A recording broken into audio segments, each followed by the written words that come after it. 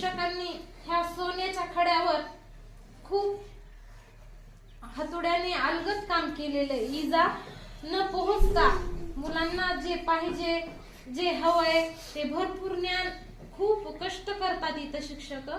जिल्हा परिषद शाळेवर शिक्षकांनी कष्ट करणं थोडं अवघड जातं, कारण मुलांची संख्या, हे आई वडील कारखान्याला जात असल्यामुळं थोडी गळती लागते. अधूनमधून कारखान्याला मुलं जातात, परत येतात, मग सुरुवातीपासून त्या मुलावर परत कार्य करावं लागतं.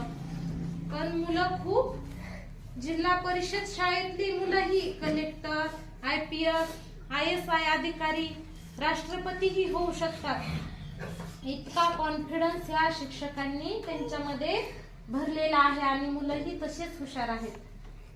रोज सर कधी मॅडम जेवायला नाही आले की मॅडम आज जेवायला नाही आलात, म्हणजे मला मुलीसारखं हक्कानं प्रत्येक गोष्ट, थोडं कधी चुकलं तर मॅडम तुम्ही येत नाहीत वर जेवायला, आज आला नाही, कुठे गेला होतात, आज शाळेमध्ये दिसलाच नाही, वर आलाच नाही, म्हणजे सारखी विचारपूस, लक्ष आणि मायेने बोलवणं, प्रेमाने वागवणं आणि बाकीच्या गोष्टी करते. त्यांना जेवढं त्यांच्याकडे ज्ञान आहे तेवढं मला